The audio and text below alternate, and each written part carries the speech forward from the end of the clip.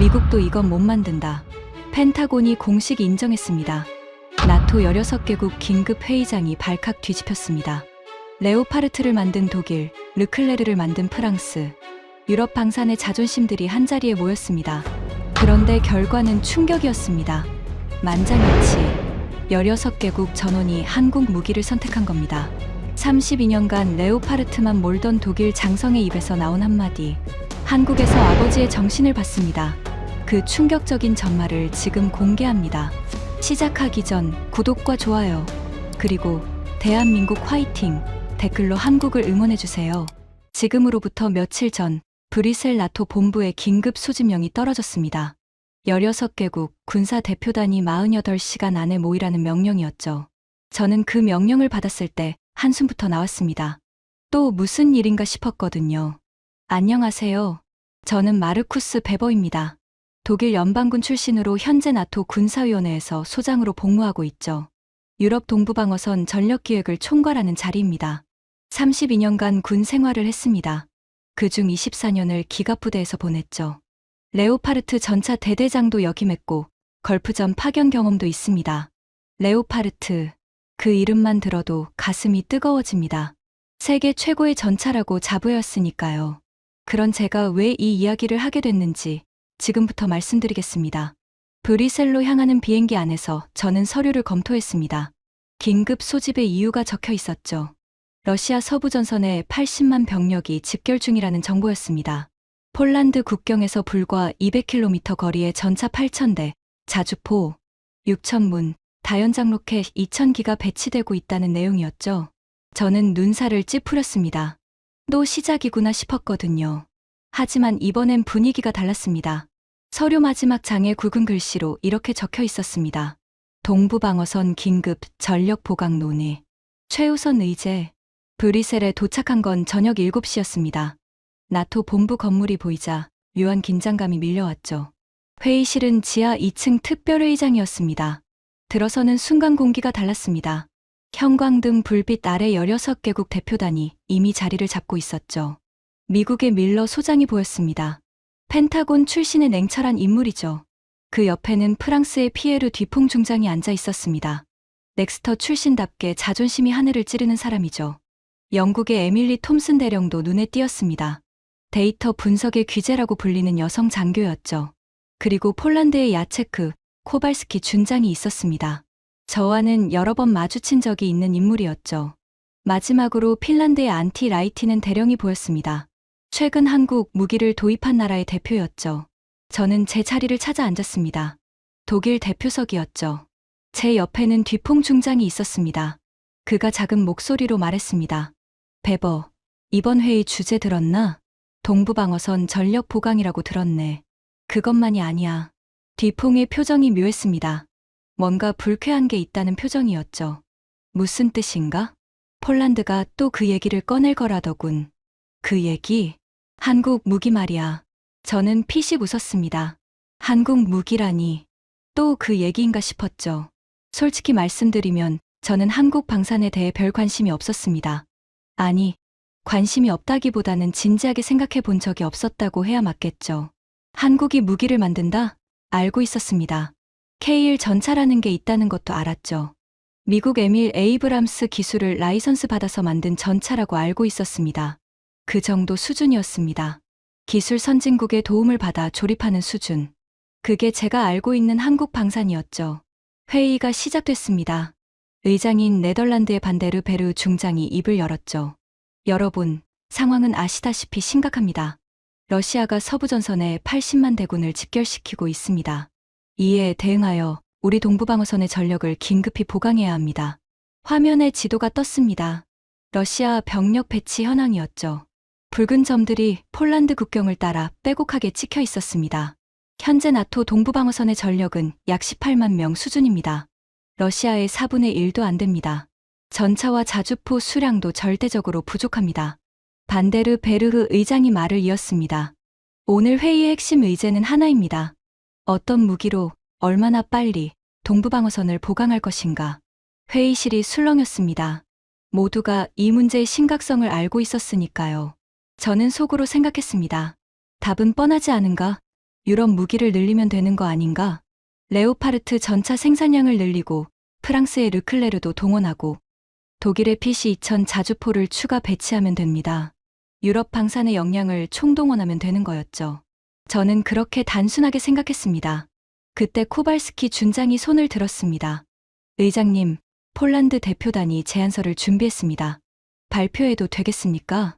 반데르 베르 의장이 고개를 끄덕였습니다. 코발스키 준장, 발언하십시오. 코발스키가 자리에서 일어났습니다. 그의 손에는 얇은 파일이 들려 있었죠. 감사합니다. 먼저 현실을 직시하자는 말씀을 드리고 싶습니다.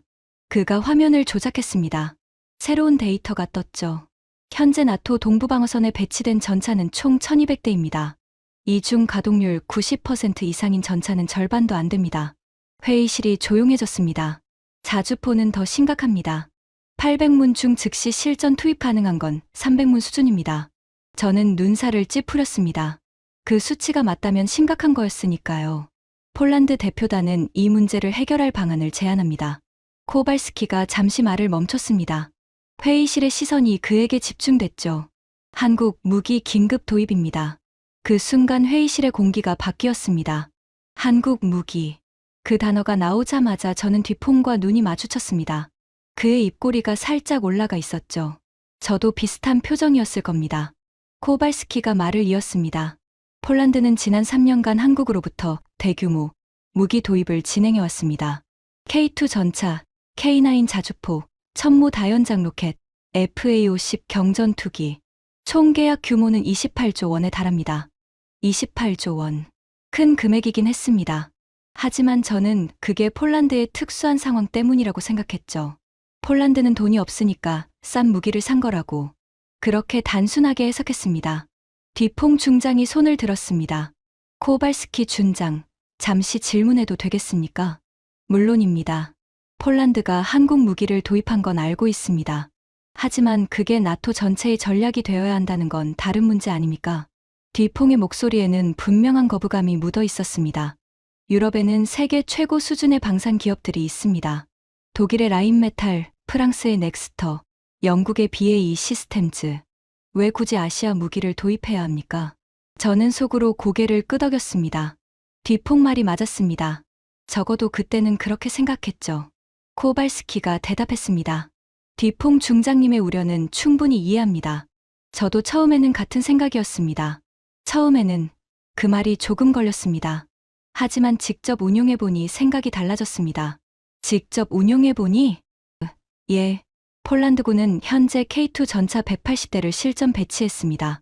K9 자주포도 212문이 운용 중입니다. 저는 손을 들었습니다. 코발스키 준장, 저도 질문이 있습니다. 베버 소장님, 말씀하십시오. 폴란드가 한국 무기를 선택한 건 비용 문제 아닙니까? 한국 무기가 유럽 무기보다 저렴하다는 건 알고 있습니다.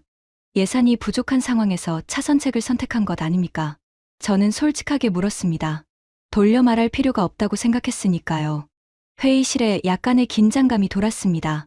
제 질문이 다소 무례하게 들렸을 수도 있었죠. 하지만 코발스키는 웃었습니다. 예상치 못한 반응이었습니다. 베버 소장님, 솔직한 질문 감사합니다. 저도 솔직하게 대답하겠습니다. 그가 잠시 말을 멈췄습니다. 처음에는 맞습니다. 비용이 중요한 고려 요소였습니다. 하지만 지금은 다릅니다. 다르다니요? 비용 때문에 한국을 선택한 게 아니라 성능 때문에 한국을 유지하고 있는 겁니다. 저는 속으로 코웃음을 쳤습니다. 성능이라니. 한국 무기가 유럽 무기보다 성능이 좋다고? 그건 불가능한 얘기였습니다. 적어도 그때 제 상식으로는요. 뒤퐁이 끼어들었습니다. 코발스키 준장, 실례지만 그건 과장이 아닙니까? 레오파르트는 걸프전에서 검증된 전차입니다. 르클레르 역시 세계 최고 수준의 화력을 자랑합니다. 한국 전차가 그 수준이라고요? 뒤퐁 중장님. 코발스키의 목소리가 차분해졌습니다. 저도 3년 전까지는 같은 생각이었습니다. 한국 무기, 미국 기술 라이선스 받아서 조립하는 수준이겠지. 가격이 싸니까 사는 거겠지. 그렇게 생각했습니다. 그런데요? 직접 테스트해보고 생각이 완전히 바뀌었습니다. 저는 팔짱을 꼈습니다. 테스트. 무슨 테스트를 했길래? 라이티넨 대령이 손을 들었습니다. 핀란드 대표였죠. 의장님, 저도 한 말씀 드려도 되겠습니까? 라이티넨 대령, 말씀하십시오. 핀란드도 K9 자주포를 운용하고 있습니다. 48문을 도입했고 현재 실전 배치 중입니다. 라이티넨이 코발스키를 바라보며 말했습니다. 코발스키 준장님 말씀에 전적으로 동의합니다. 저희도 처음에는 회의적이었습니다. 하지만 운용해보니 다릅니다. 완전히 다릅니다. 저는 눈살을 찌푸렸습니다. 핀란드까지 뭔가 이상했습니다. 톰슨 대령이 조용히 말했습니다. 구체적으로 뭐가 다르다는 겁니까? 추상적인 표현 말고 데이터로 설명해 주실 수 있습니까? 톰슨다운 질문이었습니다. 그녀는 항상 데이터를 요구했으니까요. 코발스키가 고개를 끄덕였습니다. 물론입니다. 데이터가 있습니다. 그가 주머니에서 USB를 꺼냈습니다. 작은 검은색 USB였죠. 이건 폴란드 국방부가 작성한 극비 성능 평가 보고서입니다. 한국 무기와 유럽 무기를 직접 비교 테스트한 결과가 담겨 있습니다. 회의실이 술렁였습니다. 공유해도 되겠습니까? 반데르 베르 의장이 고개를 끄덕였습니다. 나토 회의 자료로 공유하는 건 문제없습니다. 코발스키가 USB를 회의실 시스템에 연결했습니다. 대형 화면에 폴란드 국방부 마크가 떴죠. 그 순간 저는 약간의 불안감을 느꼈습니다. 왜인지 모르겠지만 뭔가 예상치 못한 게 나올 것 같은 느낌이었습니다. 뒤통이 속삭였습니다. 저게 뭐가 나온다고 저렇게 자신 있는 거지? 저도 같은 생각이었습니다. 글쎄, 곧 알게 되겠지. 화면에 첫 번째 슬라이드가 떴습니다. 제목은 이랬습니다. K2 전차 으스 레오파르트 EH1 비교 평가 보고서. 저는 자세를 고쳐 앉았습니다. 레오파르트 EH1이라면 제가 누구보다 잘 아는 전차였으니까요. 화면에 두 전차의 사진이 나란히 떴습니다. 왼쪽은 K2 흑표, 검은색 도장에 날렵한 실루엣이었죠. 오른쪽은 레오파르트 EH1점, 제가 24년간 함께한 전차였습니다. 그 육중한 모습을 보자 괜히 마음이 든든해졌죠. 코발스키가 설명을 시작했습니다. 이 테스트는 지난해 폴란드 북부 훈련장에서 실시됐습니다. 독일 연방군 감독관도 참관했습니다. 독일 감독관이 참관했다고? 저는 몰랐던 얘기였습니다. 테스트 항목은 크게 4가지였습니다. 기동력, 화력, 방호력, 그리고 혹한 환경 적응력. 화면이 바뀌었습니다. 첫 번째 테스트 결과였죠. 기동력 테스트. 코발스키가 말했습니다. 먼저 기동력입니다. 1.5km 험지 주파 시간을 측정했습니다. 화면에 숫자가 떴습니다. K2 2분 47초, 레오파르트 EH7 3분 12초. 저는 눈을 깜빡였습니다. K2가 25초나 빨랐습니다. K2의 파워팩은 1500마력입니다. 레오파르트 EH7도 1500마력이죠. 하지만 K2가 더 빠른 이유가 있습니다. 코발스키가 설명했습니다. K2는 한국 두산에서 독자 개발한 파워팩을 사용합니다. 변속기 성능이 뛰어나서 가속력에서 차이가 납니다. 뒤풍이 끼어들었습니다. 25초 차이가 그렇게 중요합니까? 전차전에서 25초는 큰 의미가 없을 수도 있습니다. 다음 결과를 보시죠. 화면이 바뀌었습니다. 화력 테스트였죠. 2km 거리의 이동 표적에 대한 명중률입니다. K2 94.2%, 레오파르트 EH7 91.8%. 저는 살짝 놀랐습니다. 레오파르트의 명중률이 91.8%라면 훌륭한 수치입니다. 하지만 K2가 더 높았죠. K2의 사격 통제 장치는 한국 삼성탈레스와 한화시스템이 공동 개발했습니다. 특히 이동 간 사격 성능이 뛰어납니다. 저는 속으로 중얼거렸습니다. 2.4% 차이일 뿐이야. 오차 범위 아닌가. 코발스키가 말했습니다. 여기까지는 비슷한 수준이라고 할 수 있습니다. 의미 있는 차이가 아닐 수도 있죠. 저는 고개를 끄덕였습니다. 그래, 비슷한 수준이지. 하지만 다음 테스트에서 결정적인 차이가 났습니다. 화면이 바뀌었습니다. 혹한 환경 테스트. 저는 자세를 고쳐 앉았습니다. 혹한 테스트라면 유럽 전차가 불리할 수 있었습니다. 유럽은 한반도만큼 춥지 않으니까요. 테스트 조건입니다. 영하 40도의 냉동 창고에 두 전차를 12시간 방치한 후 시동 테스트를 실시했습니다. 영하 40도. 극한의 조건이었습니다. 결과입니다. 화면에 숫자가 떴습니다. K2 첫 번째 시도에서 정상 시동. 즉시 기동 가능. 레오파르트 EH1 두 번째 시도에서 시동 성공. 기동까지 5분 소요. 저는 입술을 깨물었습니다. 레오파르트가 첫 시도에서 실패했다고? 뒤퐁이 말했습니다. 잠깐, 그 테스트 조건이 공정했습니까? 영하 40도는 너무 극단적인 조건 아닙니까? 코발스키가 대답했습니다. 뒤퐁 중장님, 폴란드 겨울은 영하 30도까지 내려갑니다. 핀란드나 발트 3국은 더 춥죠. 영하 40도는 실제 작전 환경에서 충분히 가능한 조건입니다. 라이티넨이 끼어들었습니다. 핀란드는 영하 45도까지 내려가는 지역도 있습니다. 저희가 K9을 선택한 이유 중 하나가 혹한 성능이었습니다. 저는 침묵했습니다. 반박할 말이 마땅히 없었으니까요. 코발스키가 말을 이었습니다. 아직 끝나지 않았습니다. 비교 대상이 하나 더 있었습니다. 화면이 바뀌었습니다. 러시아 T-90M 전차. 러시아에서 노획한 T-90M도 같은 테스트를 받았습니다. 저는 눈을 떴습니다. T-90M이라면 러시아의 최신의 전차였죠. 결과입니다. T-90M 시동 불가. 외부 전원 연결 필요. 회의실이 술렁였습니다. 코발스키가 말했습니다. 정리하면 이렇습니다. 영하 40도에서 K2는 즉시 기동이 가능했습니다. 레오파르트는 5분이 걸렸고 T-90M은 아예 시동이 안 걸렸습니다. 저는 손으로 턱을 괴었습니다. 뭔가 이상했습니다. 한국 전차가 이렇게까지 성능이 좋을 리가 없었거든요. 뒤퐁이 말했습니다. 코발스키 준장, 한 가지 테스트만으로 결론 내리긴 어렵습니다. 전차의 성능은 종합적으로 평가해야 합니다. 동의합니다. 코발스키가 고개를 끄덕였습니다. 그래서 다음 자료를 준비했습니다. 화면이 바뀌었습니다. K9 자주포 평가 결과였죠. 자주포 비교입니다. K9 디스 독일 PC2000 위스 프랑스 카이사르. 저는 PC2000이라는 이름에 관심이 갔습니다. 독일이 자랑하는 자주포였으니까요. 30분간 연속 사격 테스트 결과입니다. K9 264발 발사, 고장 0회, PC2000 89발 발사 후 장전 시스템 과열, 카이사르 156발 발사, 정상 작동. 저는 숫자를 다시 확인했습니다. K9이 264발, PC2000이 89발, 3배 가까운 차이였습니다. 뒤퐁의 얼굴이 굳어졌습니다. 카이사르가 156발로 2등이었지만 K9과는 여전히 큰 차이가 있었죠. 톰슨 대령이 물었습니다. 분당 발사 속도는 어떻습니까? 좋은 질문입니다. 코발스키가 화면을 바꿨습니다. K9 분당 6에 8발, PC2000 분당 3에 4발, 카이사르 분당 6발. K9과 카이사르가 비슷해 보이지만 지속 사격 능력에서 차이가 납니다.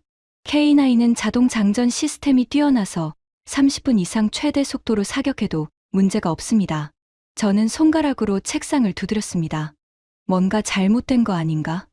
이 숫자들이 진짜인가? 톰슨 대령이 말했습니다. 코발스키 준장, 이 데이터의 출처가 확실합니까? 검증된 자료입니까? 톰슨 대령님, 이건 폴란드 국방부 무기획특국이 직접 작성한 보고서입니다. 테스트에는 각국 감독관이 참관했고 모든 과정이 기록됐습니다. 톰슨이 고개를 끄덕였습니다. 그녀의 표정이 미묘하게 변했죠. 뭔가 생각하는 표정이었습니다. 저는 옆을 보았습니다. 뒤퐁의 얼굴이 붉어져 있었죠. 분노인지 당혹감인지 알 수 없었습니다. 저도 비슷한 감정이었습니다. 화가 나면서도 혼란스러웠죠. 한국 무기가 이 정도 수준이라고? 그건 제가 알던 것과 완전히 달랐습니다. 저는 손을 들었습니다. 코발스키 준장, 베버 소장님, 한 가지 확인하고 싶습니다. 이 테스트들이 공정하게 진행됐다는 걸 어떻게 증명합니까? 폴란드가 한국 무기를 이미 도입한 상황에서 객관적인 평가가 가능했습니까? 직접적인 질문이었습니다. 어쩌면 무례할 수도 있는 질문이었죠. 하지만 코발스키는 기분 나빠하지 않았습니다. 오히려 기다렸다는 듯이 대답했죠. 베버 소장님, 좋은 지적입니다. 저도 같은 우려가 있었습니다. 그가 화면을 바꿨습니다. 그래서 참관인 명단을 공개합니다. 이 테스트에는 독일 연방군에서 2명, 프랑스군에서 1명, 미국 펜타곤에서 2명이 감독관으로 참여했습니다. 저는 눈을 떴습니다. 독일군 감독관이 있었다고? 베버 소장님께서 원하신다면 독일 감독관의 서명이 들어간 검증서도 제출할 수 있습니다. 회의실이 조용해졌습니다. 저는 할 말을 잃었습니다. 독일 감독관이 검증한 자료라면 반박하기 어려웠으니까요. 밀러 소장이 처음으로 입을 열었습니다. 미국 대표였죠. 펜타곤 감독관 2명의 이름을 확인했습니다. 우리 쪽 기록과 일치합니다. 미국까지 인정했습니다. 저는 등에서 식은땀이 흘렀습니다. 이건 예상하지 못한 상황이었습니다. 톰슨 대령이 말했습니다. 코발스키 준장, 한 가지 더 물어봐도 될까요? 물론입니다. 이 정도 성능이라면 왜 더 많은 나라들이 한국 무기를 도입하지 않는 겁니까? 좋은 질문이었습니다. 저도 궁금했던 부분이었죠. 코발스키가 대답했습니다. 2가지 이유가 있습니다. 첫째, 정치적 이유입니다. 많은 유럽 국가들이 자국 방산 산업 보호를 이유로 외국 무기 도입을 꺼립니다. 저는 속으로 고개를 끄덕였습니다. 맞는 말이었습니다. 독일도 마찬가지였으니까요. 둘째, 단순히 몰랐습니다. 몰랐다고요? 예. 한국 방산이 이 정도 수준이라는 걸 대부분의 나라가 모릅니다. 저희 폴란드도 직접 테스트하기 전까지는 몰랐습니다. 저는 그 말에서 묘한 감정을 느꼈습니다. 뭐랄까, 찔리는 느낌이랄까요. 저도 몰랐으니까요. 32년간 군 생활을 하면서 한국 방산을 진지하게 생각해 본 적이 없었습니다. 톰슨 대령이 중얼거렸습니다. 흥미롭군요. 저는 그녀의 표정을 살폈습니다. 뭔가 생각하는 표정이었죠. 뒤풍이 끼어들었습니다. 잠깐, 성능이 좋다고 해서 바로 도입할 수는 없습니다. 생산량 문제가 있지 않습니까? 아무리 좋은 무기라도 수량을 맞출 수 없으면 소용없습니다. 저는 속으로 동의했습니다. 그래, 생산량 문제지. 한국이 아무리 좋은 무기를 만들어도 대량 생산은 어려울 거야. 코발스키가 고개를 끄덕였습니다. 뒤풍 중장님, 정확한 지적입니다. 생산량 문제. 그가 화면을 바꿨습니다. 그래서 다음 자료를 준비했습니다. 이 부분에서 정말 큰 차이가 납니다. 화면에 새로운 제목이 떴습니다. 생산력 비교 유럽 vs 한국. 저는 자세를 고쳐 앉았습니다. 생산력이라면 유럽이 밀릴 리가 없다고 생각했거든요. 코발스키가 말했습니다. 먼저 전차부터 보시죠. 화면에 숫자가 떴습니다. 저는 그 숫자를 보는 순간 심장이 멈추는 것 같았습니다. K2 전차 연간 생산량 400대, 레오파르트 2 연간 생산량 44대, 400대 44대, 9배 차이였습니다. 저는 눈을 비볐습니다. 저게 맞는 숫자인가? 자주포입니다.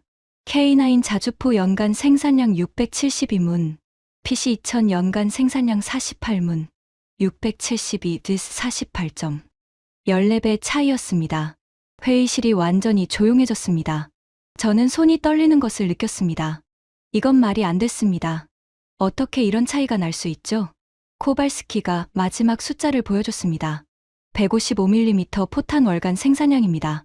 한국 풍산그룹 350만 발, 나토 전체 4만 발, 350만 대 4만, 거의 90배 차이였습니다. 저는 숨을 쉬지 못했습니다. 이건 무기 성능의 문제가 아니었습니다. 이건 차원이 다른 얘기였습니다. 뒤풍이 더듬거리며 말했습니다. 저 숫자가 정말 맞습니까? 코발스키가 대답했습니다. 검증된 수치입니다. 펜타곤 자료와도 일치합니다. 밀러 소장이 고개를 끄덕였습니다. 맞습니다. 우리도 같은 분석 결과를 갖고 있습니다. 미국이 또 확인해줬습니다. 저는 의자에 등을 기댔습니다. 머릿속이 하얘지는 느낌이었습니다. 32년간 군 생활을 하면서 이런 충격은 처음이었습니다. 한국이 이 정도였다고? 우리가 이렇게 뒤처져 있었다고? 톰슨 대령이 조용히 말했습니다. 이건 단순한 무기 성능 문제가 아니군요. 그녀의 목소리에 뭔가 달라진 게 있었습니다. 처음으로 동요하는 것 같았죠. 저도 같은 느낌이었습니다.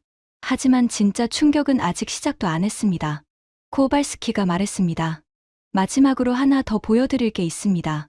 이건 차원이 다른 이야기입니다. 화면이 바뀌었습니다. 거대한 미사일이 발사대에 장착된 사진이 떴습니다. 사진 아래에 이름이 적혀 있었죠. 현무5. 저는 그 이름을 처음 들었습니다. 그리고 그 다음에 나온 숫자들은 제 평생을 바꿔놓았습니다. 현무5. 화면에 뜬 그 미사일은 제가 알던 어떤 무기와도 달랐습니다. 거대한 몸체가 이동식 발사대 위에 올려져 있었죠. 길이만 해도 12m는 넘어 보였습니다. 미사일이라기보다는 소형 로켓에 가까운 크기였습니다. 코발스키가 설명을 시작했습니다. 현무 5. 한국이 독자 개발한 탄도 미사일입니다. 저는 탄도 미사일이라는 단어에 귀가 솔깃해졌습니다. 탄도 미사일이라면 제 전문 분야는 아니었지만 기본적인 지식은 있었으니까요. 먼저 기본 스펙을 보시죠. 화면에 숫자들이 떴습니다. 탄두 중량 9톤. 저는 눈을 의심했습니다. 9톤이라고요? 미국의 토마호크 순항 미사일 탄두가 450kg입니다. 러시아의 이스칸데르가 700kg이죠. 9톤이면 이스칸데르 13배가 넘는 무게였습니다. 잠깐. 뒤풍이 손을 들었습니다. 9톤이라고요? 그건 미사일이 아니라 폭격기 수준 아닙니까? 맞습니다. 사실상 전술핵에 버금가는 파괴력입니다. 핵탄도 없이요. 회의실이 술렁였습니다. 코발스키가 다음 수치를 보여줬습니다. 사거리 3000km. 3000km. 저는 머릿속으로 지도를 그렸습니다. 한국에서 3000km면 일본 전역, 중국 동부 전역, 러시아 극동 지역까지 사정권이었습니다. 그리고 만약 이 미사일이 유럽에 배치된다면 폴란드 바르샤바에서 모스크바까지 직선거리가 약 1200km입니다. 사거리 3000km면 모스크바는 물론이고 우랄 산맥 너머까지 타격할 수 있다는 뜻이었죠. 다음입니다. 정말 속도 마하 12. 저는 숨이 멎는 것 같았습니다. 마하 12점, 초속 4km가 넘는 속도입니다. 서울에서 부산까지 1분도 안 걸리는 속도죠. 톰슨 대령이 물었습니다. 마하 10이면 요격이 가능합니까? 코발스키가 고개를 저었습니다. 현존하는 어떤 방공 시스템으로도 요격이 극히 어렵습니다. 러시아의 S-400은요. S-400의 요격 가능 속도가 마하 14.7입니다. 이론상으로는 가능해 보이죠. 하지만 그건 이상적인 조건에서의 수치입니다. 코발스키가 설명을 이었습니다. 실제로 마하 12로 낙하하는 물체를 요격하려면 탐지에서 발사까지 7초 이내에 이루어져야 합니다. 현실적으로 불가능한 시간입니다. 밀러 소장이 끼어들었습니다. 우리 펜타곤 분석도 같은 결론입니다. THAAD로도 현무 5 요격 확률은 15% 미만으로 평가됩니다. 미국의 THAAD도 안 된다고요? 저는 손으로 이마를 짚었습니다. 이건 제가 알던 세계가 아니었습니다. 코발스키가 마지막 수치를 보여줬습니다. 관통력 지하 120m. 저는 그 숫자에서 완전히 멈췄습니다. 지하 120m. 그게 무슨 의미인지 아십니까? 나토 회원국들의 지하 벙커 대부분이 50m에서 80m 깊이입니다. 냉전 시대의 핵공격을 견딜 수 있도록 설계된 최고 수준의 방어 시설들이죠. 현무 5는 그 2배 깊이를 관통합니다. 뒤풍이 중얼거렸습니다. 120m면 엘리제궁 지하 벙커도 뚫린다는 소리 아닌가? 코발스키가 대답하지 않았습니다. 대답할 필요가 없었죠. 숫자가 모든 걸 말해주고 있었으니까요. 저는 손이 떨리는 것을 느꼈습니다. 커피잔을 들었다가 다시 내려놓았죠. 쏟을 것 같았거든요. 라이티넨 대령이 말했습니다. 한국은 왜 이런 미사일을 개발한 겁니까? 북한 때문입니까? 코발스키가 고개를 끄덕였습니다. 공식적으로는 그렇습니다. 북한의 핵과 미사일 위협에 대응하기 위해 개발했습니다. 김정은의 지하 벙커를 타격하기 위한 참수 작전용이죠. 하지만 이 미사일이 유럽에 배치되면 상황이 달라집니다. 코발스키가 화면을 바꿨습니다. 유럽 지도가 떴죠. 폴란드에 현무 5가 배치된다고 가정해봅시다. 지도 위에 동심원이 그려졌습니다. 폴란드 바르샤바를 중심으로 반경 3000km의 원이었죠. 그 원 안에 모스크바가 있었습니다. 상트페테르부르크도 있었습니다. 러시아 서부 전역이 사정권 아니었죠. 발사에서 도착까지 예상 시간은 8분입니다. 8분. 저는 그 숫자를 되새겼습니다. 러시아가 대응할 시간이 8분밖에 없다는 뜻이었습니다. 톰슨 대령이 말했습니다. 8분이면 경보 발령하고 대피하기도 빠듯하겠군요. 맞습니다. 그리고 요격도 불가능합니다. 회의실이 완전히 조용해졌습니다. 저는 창밖을 바라보았습니다. 브뤼셀의 저녁 하늘이 붉게 물들어 있었죠. 평화로운 풍경이었습니다. 하지만 제 마음은 전혀 평화롭지 않았습니다. 32년간 군 생활을 하면서 저는 항상 유럽 방산이 세계 최고라고 믿어왔습니다. 레오파르트, BC-2000 유로파이터. 이 무기들이 유럽을 지킬 거라고 확신했죠. 그런데 지금 눈앞에서 그 확신이 무너지고 있었습니다. 한국이라는 나라가 만든 무기들이 우리가 자랑하던 모든 것을 압도하고 있었습니다. 전차도, 자주포도, 생산력도, 그리고 이제 미사일까지.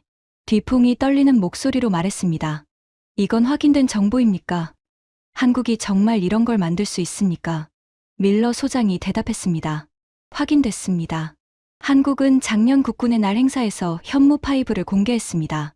실물이 확인됐고 스펙도 검증됐습니다. 뒤풍의 얼굴이 창백해졌습니다. 저도 비슷한 상태였을 겁니다. 코발스키가 말했습니다. 현무 5는 현재 한국 미사일 사령부에 실전 배치 완료된 상태입니다. 정확한 수량은 기밀이지만 최소 120발 이상으로 추정됩니다. 120발. 120발의 괴물 미사일이 이미 실전 배치되어 있다는 뜻이었습니다. 그리고 보은 공장에서 연간 20발씩 추가 생산 중입니다. 매년 20발씩 늘어난다는 거였죠. 저는 의자 등받이에 몸을 기댔습니다. 머릿속이 복잡했습니다. 이게 현실인가? 한국이 정말 이 정도 수준인가? 저는 아버지를 떠올렸습니다. 아버지 하인리히 베버. 2차 대전 직후 서독 연방군 창설에 참여하셨던 분이죠. 아버지는 평생을 독일 방산에 헌신하셨습니다. 레오파르트 한 개발에도 참여하셨죠. 아버지의 유언이 떠올랐습니다. 독일 기술력이 다시 유럽을 지킬 것이다. 그 말씀을 저는 평생 가슴에 품고 살아왔습니다. 그런데 지금 이 순간 그 믿음이 흔들리고 있었습니다. 잠시 휴식 시간이 주어졌습니다. 저는 회의실 한쪽 구석으로 가서 커피를 들었습니다. 손이 여전히 미세하게 떨리고 있었죠. 뒤풍이 다가왔습니다. 베버, 자네 생각은 어떤가? 저는 커피를 한 모금 마시고 대답했습니다. 솔직히 말하면 혼란스럽네. 나도 마찬가지야. 뒤풍의 얼굴에도 당혹감이 묻어 있었습니다. 평소 자신만만하던 모습과는 달랐죠. 자네, 한국 무기가 이 정도인 줄 알았나? 저는 고개를 저었습니다. 전혀. 솔직히 말하면 한국 방사는 생각해 본 적도 없었네. 나도 그래. 한국이라면 삼성, 현대 그 정도만 알았지. 무기를 만든다는 건 알았지만 이 정도일 줄은 몰랐네.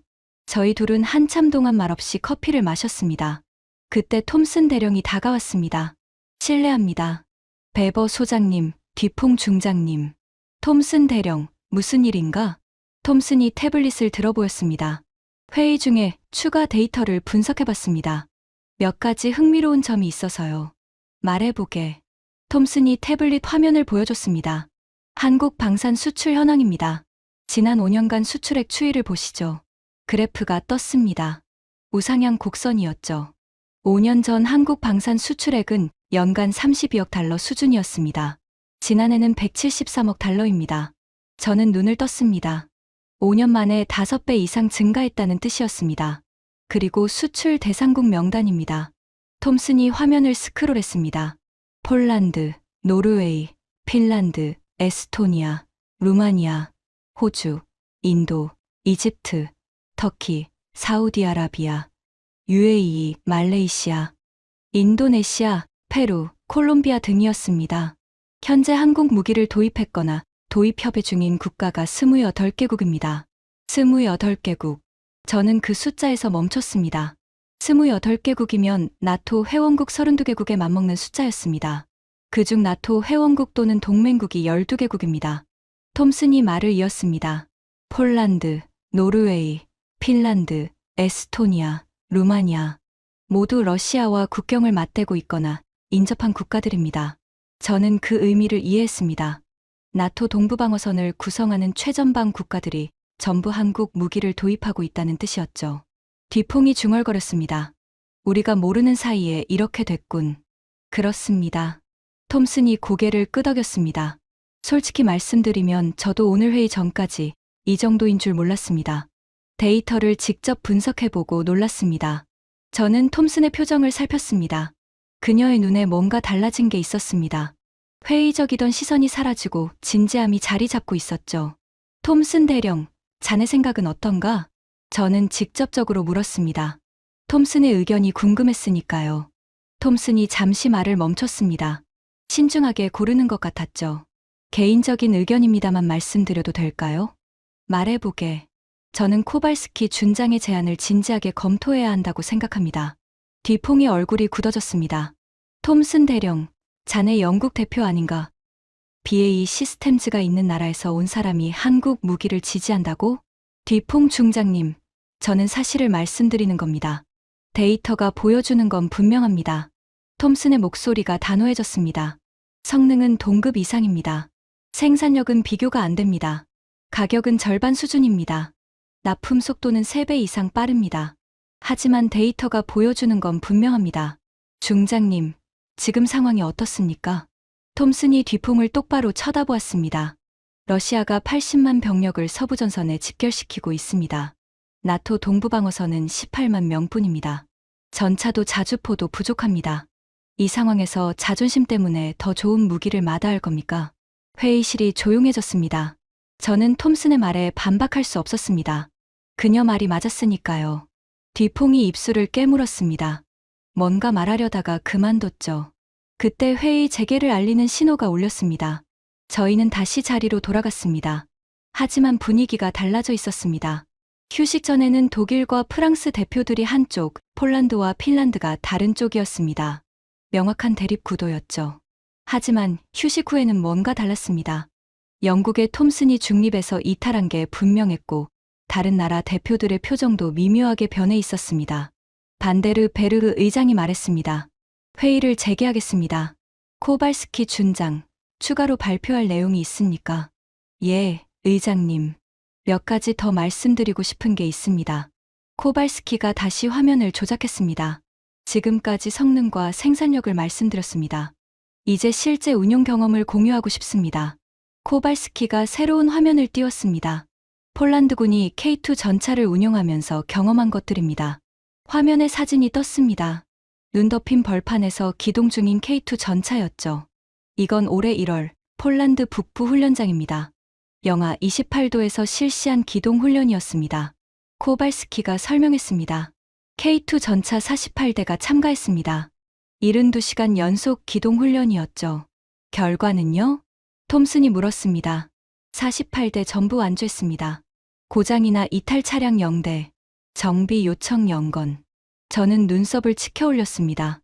72시간 연속 기동에서 고장 0이라고? 비교 데이터가 있습니다. 같은 훈련장에서 레오파르트 EAO로 동일한 훈련을 실시한 적이 있습니다. 코발스키가 다른 데이터를 띄웠습니다. 52대 중 7대가 기계적 결함으로 중도 이탈했습니다. 정비 요청 23건. 저는 입술을 깨물었습니다. 레오파르트가 그렇게 많이 고장났다고? 뒤퐁이 끼어들었습니다. 잠깐. 레오파르트 EAO와 EA7은 다릅니다. EA7은 개량형이에요. 맞습니다. 그래서 EA7 데이터도 있습니다. 코발스키가 화면을 바꿨습니다. 작년에 독일에서 빌려온 레오파르트 EA7 12대로 같은 훈련을 실시했습니다. 결과를 말씀드리겠습니다. 화면에 숫자가 떴습니다. 12대 중 2대 중도 이탈. 정비 요청 8건. 뒤퐁이 입을 다물었습니다. 저도 할 말이 없었습니다. 비율로 따지면 K2가 압도적으로 나았으니까요. 라이티넨 대령이 손을 들었습니다. 저희 핀란드 경험도 말씀드려도 될까요? 물론입니다. 라이티넨이 자리에서 일어났습니다. 핀란드는 K9 자주포 48문을 운용하고 있습니다. 도입한 지 2년이 됐죠. 그가 태블릿을 들어보였습니다. 이건 지난 겨울 실탄 사격 훈련 기록입니다. 영하 32도였습니다. 영하 32도. 핀란드다운 추위였죠. K9 48문 전부 정상 작동했습니다. 목표 사격 928발 중 명중 891발. 명중률 96%. 저는 그 숫자를 받아 적었습니다. 96% 명중률이라니. 비교 대상으로 저희가 보유한 구형 자주포 데이터도 있습니다. 같은 조건에서 명중률 71%였습니다. 25%포인트 차이. 엄청난 격차였습니다. 라이티넨이 말을 이었습니다. 그리고 한 가지 더 있습니다. 정비 관련입니다. 정비요? 예. K9의 정비 용이성이 놀라운 수준입니다. 그가 화면을 바꿨습니다. K9의 파워팩 교체 시간입니다. 45분. 저는 눈을 떴습니다. 파워팩 교체가 45분이라고? 비교 대상인 독일 PC1000의 파워팩 교체 시간은 14시간입니다. 14시간 대 45분. 뒤퐁이 중얼거렸습니다. 그게 가능합니까? 45분에 파워팩을 교체한다고? 모듈화 설계 때문입니다. 코발스키가 설명했습니다. 한국 무기들은 정비용이성을 설계 단계부터 고려합니다. 부품들이 모듈화되어 있어서 고장나면 통째로 교체하면 됩니다. 숙련된 정비병이 아니어도 가능하죠. 저는 그 말의 의미를 곱씹었습니다. 전장에서 파워팩이 고장나면 어떻게 됩니까? BC-1000은 14시간 동안 무력화됩니다. 후방으로 빼야 하죠. K9은 45분이면 다시 전투에 투입됩니다. 현장에서 바로 수리가 가능하다는 뜻입니다.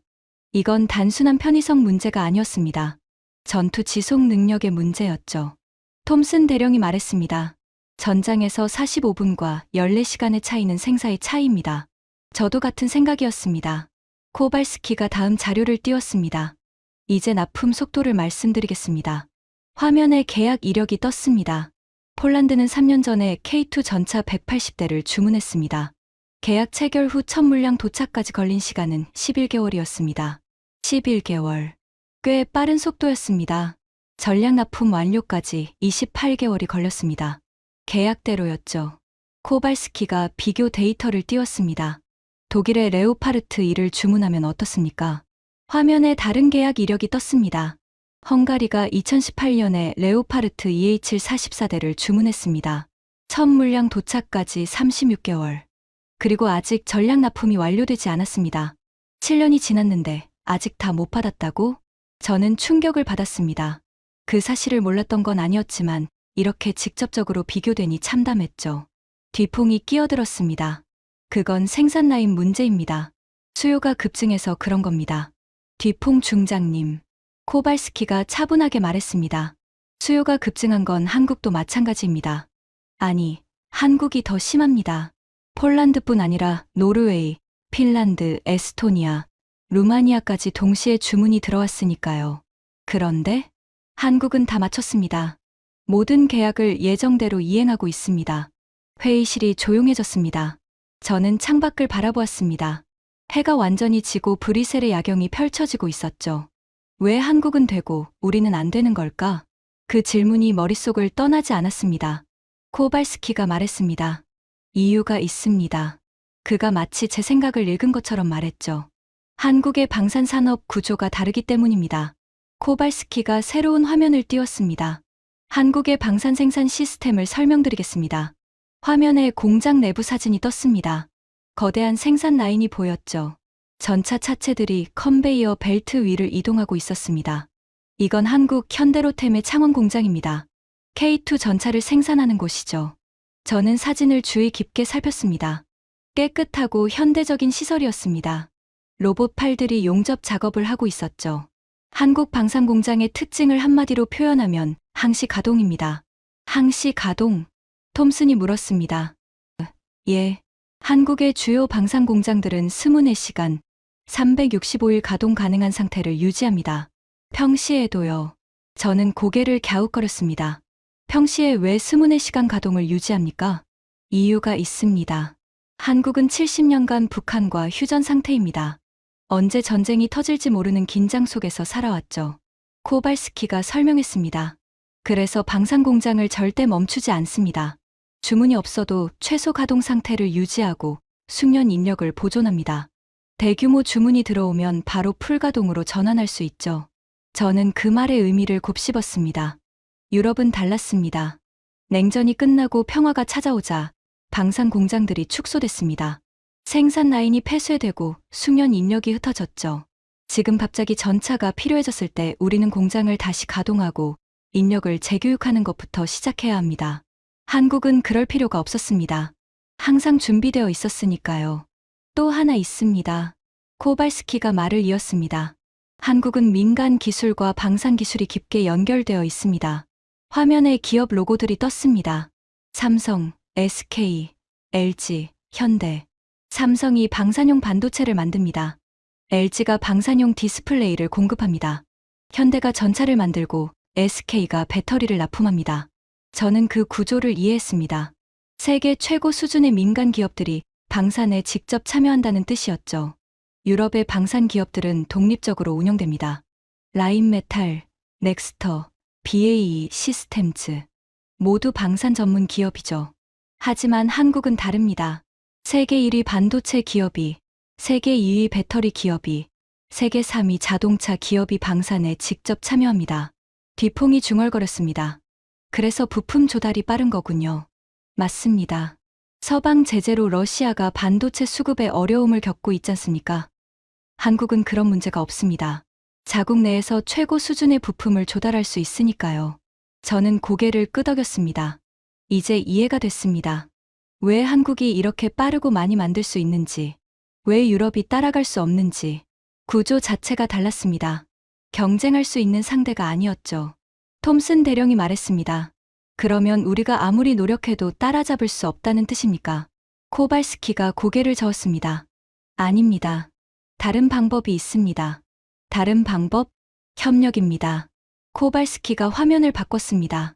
폴란드는 한국과 기술 이전 협약을 맺었습니다. K2 전차의 폴란드 현지 생산이 올해 시작됩니다. 화면에 공장 조감도가 떴습니다. 폴란드에 건설 중인 전차 공장이었죠. 2년 후부터 폴란드에서 K2PL 전차를 직접 생산합니다. 연간 60대 목표입니다. 저는 그 숫자를 받아 적었습니다. 폴란드가 연간 60대. 지금 독일 전체 생산량이 연간 44대인데 폴란드가 60대를 생산한다고? 천무다연장 로켓도 마찬가지입니다. 폴란드 고주프의 로켓 생산 공장을 건설 중입니다. 연간 수천 발 생산 목표입니다. 코발스키가 말했습니다. 한국은 기술을 숨기지 않습니다. 협력하면 기술을 이전해줍니다. 현지 생산을 지원해줍니다. 저는 뒷봉을 바라보았습니다. 그의 표정이 복잡해 보였죠. 프랑스도 한국과 협력하면 저런 게 가능하다는 뜻이었습니다. 독일도 마찬가지였고요. 하지만 자존심이 허락하지 않았습니다. 유럽 방산의 자존심이.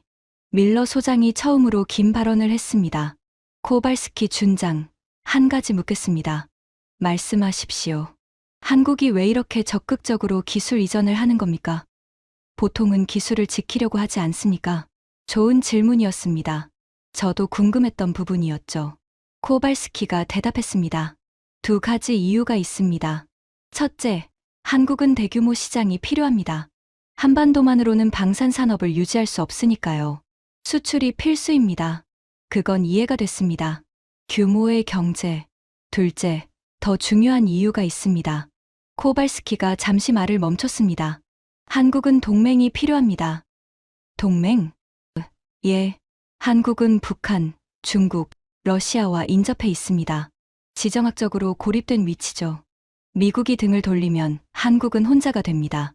저는 그 말에서 뭔가를 느꼈습니다. 절박함 같은 거였죠. 한국은 무기를 파는 게 아닙니다. 동맹을 사는 겁니다.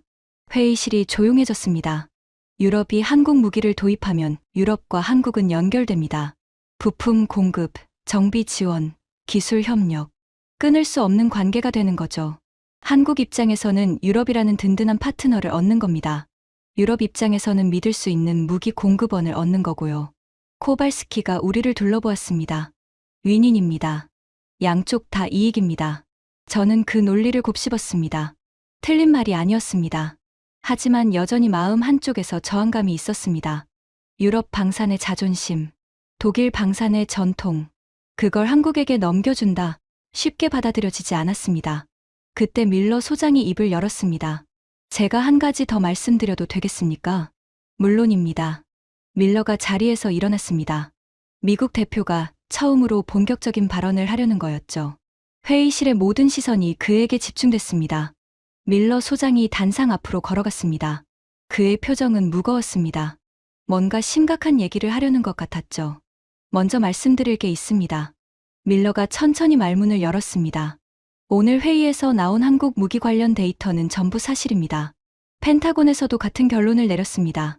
그가 우리를 둘러보았습니다. K2 전차는 에이브람스와 동급이거나 일부 항목에서 우위입니다. K9 자주포는 세계 최고 수준입니다. 생산력은 비교 자체가 무의미합니다. 저는 미국 장성의 입에서 그런 말이 나오는 걸 처음 들었습니다. 그리고 현무5에 대해 추가로 말씀드리겠습니다. 밀러가 자신의 태블릿을 회의실 시스템에 연결했습니다. 이건 펜타곤 내부 보고서의 일부입니다. 기밀 해제된 부분만 공유합니다. 화면에 미 국방부 마크가 떴습니다. 펜타곤은 현무5를 게임 체인저로 분류하고 있습니다. 게임 체인저. 판도를 바꾸는 무기라는 뜻이었습니다.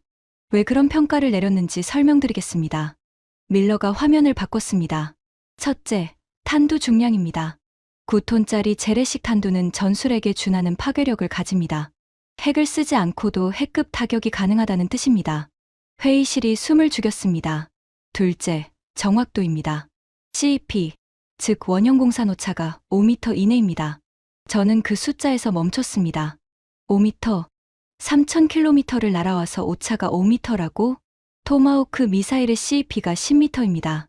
현무5가 2배 정확합니다. 뒤퐁이 중얼거렸습니다. 미국 미사일보다 정확하다고? 그렇습니다. 밀러가 고개를 끄덕였습니다. 셋째, 요격 불가능성입니다. 화면에 시뮬레이션 결과가 떴습니다. 펜타곤에서 현무5 요격 시뮬레이션을 수백 번 돌렸습니다. 모든 가용 방공 시스템을 동원한 시나리오였죠. 저는 결과가 궁금했습니다. 미국이 정말로 막을 수 없다고? 결론은 요격 확률 12%입니다. 12%. 저는 숨이 멎는 것 같았습니다. 미국의 모든 방공 시스템을 동원해도 12%밖에 못 막는다고? 10발을 쏘면 9발이 뚫린다는 뜻입니다. 회의실이 술렁였습니다. 그리고 한국은 최소 120발을 보유하고 있습니다. 밀러가 말을 이었습니다. 100발이 발사되면 88발이 목표를 타격합니다. 9톤짜리 탄두가 88발. 저는 손으로 이마를 짚었습니다. 그 수치가 의미하는 발을 계산해봤죠. 88발, 9톤 792톤의 폭발물이 목표에 쏟아진다. 재래식 무기로 가능한 최대 수준의 파괴력이었습니다. 밀러가 결론을 내렸습니다. 이게 왜 게임 체인저인지 아시겠습니까? 아무도 대답하지 않았습니다. 대답할 필요가 없었죠. 현무5가 유럽에 배치되면 러시아에 대한 억지력이 완전히 달라집니다. 밀러가 유럽 지도를 띄웠습니다. 폴란드에서 발사하면 모스크바까지 8분입니다. 상트페테르부르크까지 6분입니다. 러시아 서부 전역의 모든 군사시설, 지휘부, 벙커가 사정권입니다. 그리고 러시아는 이걸 막을 수 없습니다. 저는 그 말의 무게를 느꼈습니다. 러시아가 80만 병력을 집결시켜도 소용없다는 뜻이었습니다. 현무5가 날아오면 지휘부가 증발하니까요. 밀러가 우리를 둘러보았습니다. 여러분, 솔직하게 말씀드리겠습니다. 그의 목소리가 진지해졌습니다. 미국도 이런 무기가 없습니다. 회의실에 충격파가 퍼졌습니다. 우리 미국도 9톤짜리 탄두를 마하 12로 쏘는 미사일을 가지고 있지 않습니다. 저는 그 말을 믿을 수 없었습니다. 세계 최강 미국이 못 만든다고? 아니, 정확히 말하면 만들 수는 있습니다. 하지만 만들지 않았습니다. 필요 없다고 생각했으니까요. 밀러가 쓴웃음을 지었습니다. 한국은 필요했습니다. 북한 지하 벙커를 뚫어야 했으니까요. 그래서 만들었습니다. 그 결과 미국도 없는 무기를 갖게 됐죠. 저는 그 말에서 묘한 감정을 느꼈습니다. 한국은 필요해서 만들었다. 생존을 위해서 70년간 전쟁 위협 속에서 살아온 나라. 그 절박함이 이런 괴물을 만들어낸 겁니다. 밀러가 말을 이었습니다. 제가 이 자리에서 말씀드리고 싶은 건 하나입니다. 그가 회의실을 둘러보았습니다. 한국을 과소평가하지 마십시오. 저는 그 말이 가슴에 박혔습니다. 저도 처음에는 회의적이었습니다. 한국 무기, 미국 기술 베껴서 만든 것 아닌가. 그렇게 생각했습니다. 밀러가 고개를 저었습니다. 틀렸습니다. 한국은 더 이상 기술을 베끼는 나라가 아닙니다. 창조하는 나라입니다. 현무5를 보십시오. 미국도 없는 무기입니다. K9 자주포를 보십시오. 세계 최고 수준입니다. 그리고 생산력은 비교 자체가 불경입니다. 불경이라는 표현이 마음에 걸렸습니다. 하지만 틀린 말은 아니었죠. 밀러가 결론을 내렸습니다. 미국은 한국을 동맹으로서 깊이 신뢰합니다. 나토도 같은 선택을 해야 한다고 생각합니다. 코발스키 준장의 제안에 미국은 찬성합니다. 미국이 찬성을 표명했습니다. 저는 충격을 받았습니다. 미국이 한국 무기 도입에 찬성한다고? 뒤퐁의 얼굴이 창백해졌습니다. 프랑스의 마지막 희망은 미국이 유럽 편을 들어주는 것이었으니까요. 하지만 미국은 한국 편을 들었습니다. 회의실의 분위기가 완전히 바뀌었습니다. 폴란드, 핀란드, 에스토니아는 이미 한국 편이었습니다. 영국의 톰슨도 동요하고 있었습니다. 이제 미국까지 한국 편에 섰습니다. 남은 건 독일과 프랑스뿐이었습니다. 저와 뒤퐁만 고립되어 있었죠. 반데르 베르흐 의장이 말했습니다. 추가 발언 있으십니까? 저는 손을 들었습니다. 뭔가 말해야 할 것 같았습니다. 베버 소장, 말씀하십시오. 저는 자리에서 일어났습니다. 다리가 미세하게 떨렸죠. 몇 가지 확인하고 싶습니다. 말씀하십시오. 저는 코발스키를 바라보았습니다. 코발스키 준장, 한국 무기가 유럽 무기보다 우수하다는 건 인정하겠습니다. 데이터가 그렇게 말하고 있으니까요. 코발스키가 고개를 끄덕였습니다. 하지만 한 가지 우려가 있습니다. 말씀해 주십시오. 한국은 아시아에 있습니다. 유럽에서 너무 멉니다. 저는 내 우려를 솔직하게 말했습니다. 전쟁이 터지면 부품 공급은 어떻게 됩니까? 정비 지원은 8,000km 떨어진 곳에서 제때 도움을 받을 수 있겠습니까? 합리적인 우려였습니다. 적어도 저는 그렇게 생각했죠. 코발스키가 대답했습니다. 좋은 지적입니다. 그래서 현지 생산이 중요한 겁니다. 현지 생산. 폴란드에 K2 생산 라인을 짓고 있다고 말씀드렸죠. 로켓 공장도요. 전쟁이 터지면 한국에서 가져오는 게 아니라 유럽에서 직접 만들면 됩니다. 저는 그 논리를 인정할 수밖에 없었습니다. 그리고 한 가지 더 있습니다. 코발스키가 말했습니다. 한국은 이미 유럽의 부품 비축 창고를 운영하고 있습니다. 폴란드, 노르웨이, 핀란드의 주요 부품들이 사전 배치되어 있죠. 전시에 즉시 공급할 수 있습니다. 저는 할 말을 잃었습니다. 그들은 이미 다 준비하고 있었습니다. 뒤퐁이 마지막으로 끼어들었습니다. 잠깐, 유럽 방산 산업은 어떻게 됩니까? 우리가 한국 무기를 대거 도입하면 라인메탈은, 넥스턴은, BAE 시스템즈는? 그건 진짜 우려였습니다. 유럽 방산 기업들의 미래 말입니다. 밀러 소장이 대답했습니다. 뒤퐁 중장님, 한 가지 질문 드려도 되겠습니까? 물론입니다. 러시아가 다음 주에 공격해오면 라인메탈이 전차를 몇 대 만들 수 있습니까? 뒤퐁이 입을 다물었습니다. 한 달 안에요. 전쟁이 시작되면 한 달 안에 새 전차가 얼마나 나옵니까? 뒤퐁이 대답하지 못했습니다. 답을 알고 있었지만 말하기 싫었던 거겠죠. 거의 0입니다. 생산 라인을 가동하고 부품을 조달하고 조립하는 데만 최소 6개월이 걸립니다. 밀러가 단호하게 말했습니다. 지금 당장 필요한 건 전차입니다. 자주포입니다. 미사일입니다. 유럽 방산 기업들의 미래가 아닙니다. 회의실이 조용해졌습니다. 전쟁에서 지면 기업도 나라도 없습니다. 순서가 있습니다. 먼저 살아남아야 합니다. 저는 밀러의 말에 반박할 수 없었습니다. 그가 맞았습니다. 전쟁에서 지면 다 끝입니다. 반데르 베르흐 의장이 말했습니다. 충분한 논의가 이루어진 것 같습니다. 다른 대표단들의 의견을 듣고 싶습니다. 노르웨이 대표가 손을 들었습니다. 노르웨이는 한국 무기 도입에 찬성합니다. 저희는 이미 K9을 운용하고 있고 매우 만족하고 있습니다. 에스토니아 대표가 뒤를 이었습니다. 에스토니아도 찬성입니다. 저희는 러시아 바로 옆에 있습니다. 지금 당장 더 많은 무기가 필요합니다.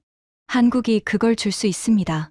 루마니아, 라트비아, 리투아니아 대표들도 차례로 찬성을 표명했습니다. 저는 점점 고립되는 느낌이었습니다. 뒤퐁을 바라보았습니다. 그의 얼굴에도 패배감이 서려 있었죠. 우리 둘만 반대하고 있었습니다. 독일과 프랑스, 유럽 방산의 양대 축이. 하지만 나머지 14개국이 찬성하고 있었습니다. 반데르 베르흐 의장이 물었습니다. 독일 대표단의 의견은 어떻습니까? 회의실의 모든 시선이 저에게 집중됐습니다. 저는 입을 열었습니다. 그리고 닫았습니다. 무슨 말을 해야 할지 몰랐습니다. 독일 대표단의 의견은 어떻습니까? 반데르 베르흐 의장의 질문이 회의실에 울려 퍼졌습니다. 저는 자리에 앉은 채 움직이지 못했습니다. 16개국의 시선이 저를 향하고 있었죠. 무슨 말을 해야 할까요? 반대해야 할까요?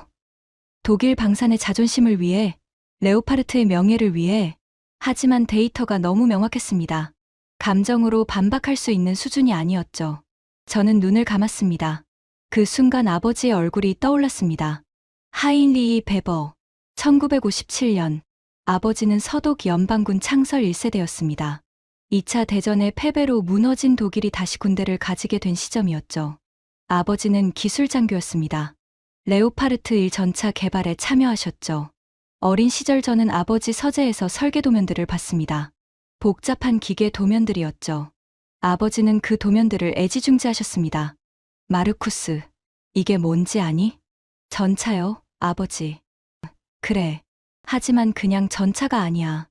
독일의 미래야. 아버지는 진지한 표정으로 말씀하셨습니다. 우리 독일은 전쟁에서 졌어. 나라가 둘로 쪼개졌지. 모든 게 무너졌어. 하지만 우리에겐 기술이 있어. 머리가 있어. 손이 있어. 이 전차는 독일이 다시 일어설 수 있다는 증거야. 아버지의 눈이 빛나고 있었습니다. 독일 기술력이 다시 유럽을 지킬 거야. 그게 우리 세대의 사명이야. 저는 그 말씀을 가슴에 새기고 자랐습니다.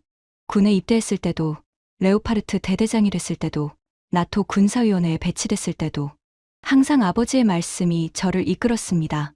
독일 기술력이 유럽을 지킨다. 그런데 지금 이 순간 그 믿음이 무너지고 있었습니다. 아버지, 저는 속으로 중얼거렸습니다. 한국이라는 나라가 있습니다. 아버지가 살아계실 때는 별로 중요하지 않았던 나라죠. 70년 전에 전쟁으로 폐허가 됐던 나라입니다. 우리 소련이, 아니 그때는 소련이었죠. 그들이 보낸 전차 앞에서 무너졌던 나라입니다. 그런데 아버지, 그 나라가 지금 우리보다 좋은 전차를 만듭니다. 우리보다 좋은 자주포를 만듭니다. 우리보다 9배 빠르게 생산합니다. 그리고 미국도 없는 미사일을 가지고 있습니다. 저는 눈을 떴습니다. 회의실의 형광등 불빛이 눈부셨습니다. 15개국 대표들이 여전히 저를 바라보고 있었죠. 아버지라면 뭐라고 하셨을까요? 저는 그 질문을 스스로에게 던졌습니다. 아버지의 목표는 뭐였습니까? 독일 방산을 지키는 게 아니었습니다. 유럽을 지키는 거였습니다. 독일 기술력으로 유럽을 지킨다. 그게 아버지의 신념이었죠. 하지만 지금 독일 기술력으론 부족합니다. 그건 오늘 회의에서 증명됐습니다. 그렇다면 답은 하나뿐이었습니다. 더 좋은 기술을 찾아야 합니다.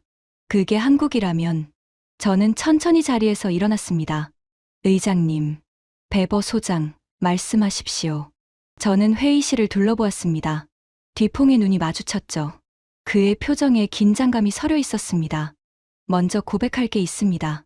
저는 솔직하게 말문을 열었습니다. 오늘 회의 전까지 저는 한국 방산을 무시했습니다. 진지하게 생각해 본 적이 없었습니다. 회의실이 조용해졌습니다. 한국이라면 삼성, 현대 정도만 알았습니다. 무기를 만든다는 건 알았지만 미국 기술을 베끼는 수준이라고 생각했습니다. 저는 코발스키를 바라보았습니다. 제가 틀렸습니다. 그 말을 내뱉는 순간 가슴이 뻥 뚫리는 느낌이었습니다. 오늘 데이터를 보고 충격받았습니다. K2가 레오파르트를 이기는 걸 보고 화가 났습니다. 인정하기 싫었습니다. 저는 솔직하게 털어놓았습니다. 하지만 데이터는 거짓말을 하지 않습니다. 감정으로 사실을 바꿀 수는 없습니다. 밀러 소장이 고개를 끄덕였습니다. 제 아버지는 레오파르트 한 개발에 참여하셨습니다. 독일 방사는 제 가문의 자부심이었습니다. 저는 잠시 말을 멈췄습니다. 목이 메는 느낌이었죠. 아버지는 늘 말씀하셨습니다. 독일 기술력이 유럽을 지킬 거라고. 저는 심호흡을 했습니다. 하지만 아버지의 진짜 목표는 독일 방산을 지키는 게 아니었습니다. 유럽을 지키는 거였습니다. 회의실이 숨을 죽였습니다. 지금 유럽을 지키려면 최선의 무기가 필요합니다. 그게 독일제가 아니라 한국제라면 받아들여야 합니다. 저는 결심을 굳혔습니다. 받아들여야 합니다. 뒤퐁의 얼굴이 굳어졌습니다. 하지만 저는 계속했습니다. 그리고 한 가지 더 말씀드리고 싶습니다. 저는 회의실을 둘러보았습니다. 오늘 저는 한국에 대해 많이 배웠습니다. 기술만이 아닙니다. 코발스키가 고개를 갸웃거렸습니다. 한국은 70년간 전쟁 위협 속에서 살아왔습니다. 휴전선을 사이에 두고 언제 포성이 울릴지 모르는 긴장 속에서요. 저는 창밖을 바라보았습니다. 브뤼셀의 평화로운 야경이 보였죠. 우리 유럽은 70년간 평화를 누렸습니다. 냉전이 끝나고 러시아 위협이 줄어들자 군비를 축소했습니다. 방산 공장을 닫았습니다. 평화가 영원할 거라고 믿었죠. 저는 고개를 저었습니다. 한국은 달랐습니다. 단 하루도 평화를 당연하게 여기지 않았습니다. 항상 준비했습니다. 70년간 쉬지 않고 무기를 만들었습니다. 저는 결론을 내렸습니다. 그 결과가 지금 우리 눈앞에 있습니다. 9배 빠른 생산력, 미국도 없는 미사일, 세계 최고 수준의 자주포. 회의실이 조용했습니다. 한국은 살아남기 위해 이렇게 됐습니다. 생존을 위한 몸부림이 이런 결과를 낳았습니다. 저는 마지막으로 말했습니다. 저는 그 정신을 존경합니다. 그 말을 하는 순간 눈가가 뜨거워졌습니다. 제 아버지가 레오파르트를 만들 때도 같은 정신이었습니다. 폐허에서 일어나 다시 강해지겠다는 의지, 무너지지 않겠다는 각오. 저는 목소리가 떨리는 것을 느꼈습니다. 그 정신이 독일을 재건했습니다. 레오파르트를 만들었습니다. 저는 심호흡을 했습니다. 그런데 지금 그 정신은 한국에 있습니다. 독일이 아니라. 회의실에 침묵이 흘렀습니다. 우리가 배워야 할 건 기술만이 아닙니다. 정신입니다. 절대 무너지지 않겠다는 의지, 항상 준비하겠다는 각오. 저는 마지막 결론을 내렸습니다. 독일은 한국 무기 도입에 찬성합니다. 회의실에 탄식이 퍼졌습니다. 뒤풍이 충격받은 표정으로 저를 바라보았습니다. 배신감 같은 게 눈에 보였죠. 하지만 저는 후회하지 않았습니다. 이게 옳은 결정이었으니까요. 반데르 베르흐 의장이 말했습니다. 프랑스 대표단의 의견은 어떻습니까? 모든 시선이 뒤풍에게 집중됐습니다. 그는 한참 동안 아무 말도 하지 않았습니다. 얼굴이 불그락푸르락했죠. 프랑스의 자존심, 넥스터의 명예, 르클레르 전차의 위상, 그 모든 것이 그의 어깨를 짓누르고 있었을 겁니다. 하지만 현실은 냉혹했습니다. 15개국이 찬성했습니다. 독일까지 포함해서. 프랑스 혼자 반대해봤자 소용없었죠. 뒤풍이 천천히 입을 열었습니다. 베버 소장의 말에 동의합니다. 회의실이 술렁였습니다. 프랑스도 찬성한다는 뜻이었죠. 프랑스도 자존심이 있습니다. 넥스터의 기술력에 자부심이 있습니다. 뒤풍의 목소리가 떨렸습니다. 하지만 베버 소장이 맞습니다. 지금 중요한 건 자존심이 아니라 생존입니다. 그가 저를 바라보았습니다. 아까와는 다른 눈빛이었죠. 배신감 대신 존경 비슷한 게 보였습니다. 프랑스는 한국 무기 도입에 찬성합니다. 16개국 만장일치였습니다. 반데르 베르흐 의장이 선언했습니다. 나토 군사위원회는 한국 무기 긴급 도입 제안을 만장일치로 채택합니다. 회의실에 박수가 터져 나왔습니다. 코발스키가 저에게 다가왔습니다. 베버 소장님, 감사합니다. 쉽지 않은 결정이셨을 텐데. 저는 그의 손을 잡았습니다. 코발스키 준장, 저야말로 감사합니다. 오늘 많이 배웠습니다. 톰슨 대령도 다가왔습니다. 베버 소장님, 마지막 발언이 인상 깊었습니다. 아버지 이야기요. 저는 쓴웃음을 지었습니다. 아버지가 살아계셨다면 뭐라고 하셨을지 모르겠습니다. 톰슨이 말했습니다. 자랑스러워 하셨을 거예요. 자존심보다 옳은 것을 선택하셨으니까요. 저는 그 말에 고개를 끄덕였습니다. 그때 밀러 소장이 다가왔습니다. 베버 소장, 한 가지 제안이 있습니다. 말씀하십시오. 다음 달에 한국 방산 시찰단이 구성될 예정입니다. 현대로템, 한화, 풍산 공장을 방문하는 일정이죠. 저는 귀가 솔깃해졌습니다. 시찰단에 참여하실 의향이 있으십니까? 저는 망설임 없이 대답했습니다. 참여하겠습니다. 직접 보고 싶었습니다. K2를 만드는 공장을, K9을 찍어내는 생산 라인을, 그리고 현무 파이브를, 한국이 어떻게 이렇게 됐는지 직접 확인하고 싶었습니다. 회의가 끝나고 저는 회의실을 나왔습니다. 브뤼셀의 밤 공기가 차가웠습니다. 하지만 상쾌했죠. 주머니에서 휴대폰을 꺼냈습니다. 사진첩을 열었죠. 아버지 사진이 있었습니다. 1985년 레오파르트 2 옆에서 찍은 사진이었죠. 젊은 시절의 아버지가 환하게 웃고 계셨습니다. 저는 사진을 바라보며 중얼거렸습니다. 아버지, 오늘 이상한 결정을 했습니다. 바람이 불었습니다. 차가운 바람이었죠. 한국 무기를 도입하기로 했습니다. 레오파르트 대신요. 저는 쓴웃음을 지었습니다. 아버지가 화내실 수도 있겠네요. 평생 독일 방산을 위해 일하셨는데. 저는 잠시 말을 멈췄습니다. 하지만 저는 이게 맞다고 생각합니다. 저는 하늘을 올려다보았습니다. 별은 보이지 않았습니다. 브뤼셀의 불빛이 너무 밝았거든요. 아버지가 레오파르트를 만들 때 가졌던 정신, 폐허에서 일어나겠다는 의지, 무너지지 않겠다는 각오. 저는 깊게 숨을 들이쉬었습니다. 그 정신이 지금 한국에 있습니다. 저는 사진 속 아버지를 바라보았습니다. 한국은 70년간 전쟁 위협 속에서 살았습니다. 단 하루도 평화를 당연하게 여기지 않았습니다. 항상 준비했습니다. 저는 고개를 끄덕였습니다. 그게 아버지가 가르쳐 주신 정신 아닙니까? 절대 방심하지 말라. 항상 준비하라. 무너지면 다시 일어서라. 바람이 다시 불었습니다. 한국은 그렇게 했습니다. 70년간. 그 결과 미국도 없는 미사일을 만들었습니다. 세계 최고의 자주포를 만들었습니다. 저는 휴대폰을 주머니에 넣었습니다. 아버지, 저는 한국을 존경합니다. 적이 아니라 스승으로 보겠습니다. 저는 걸음을 옮겼습니다. 그리고 배우겠습니다. 그들의 정신을, 그들의 각오를. 나토 본부 건물이 뒤로 멀어졌습니다. 독일도 다시 일어설 수 있습니다. 유럽도 다시 강해질 수 있습니다. 저는 마지막으로 중얼거렸습니다. 한국이 보여줬으니까요. 폐허에서도 일어설 수 있다는 걸. 저는 걸음을 멈추고 뒤를 돌아보았습니다. 나토 본부 건물에 불이 켜져 있었습니다. 저 안에서 역사가 바뀌었습니다. 16개국이 만장일치로 한국 무기를 선택했습니다. 유럽의 미래가 한국과 연결됐습니다. 저는 다시 앞을 보았습니다. 다음 달에 한국에 갑니다. K2 공장을 볼 겁니다. K9 생산 라인을 볼 겁니다. 그리고 배울 겁니다.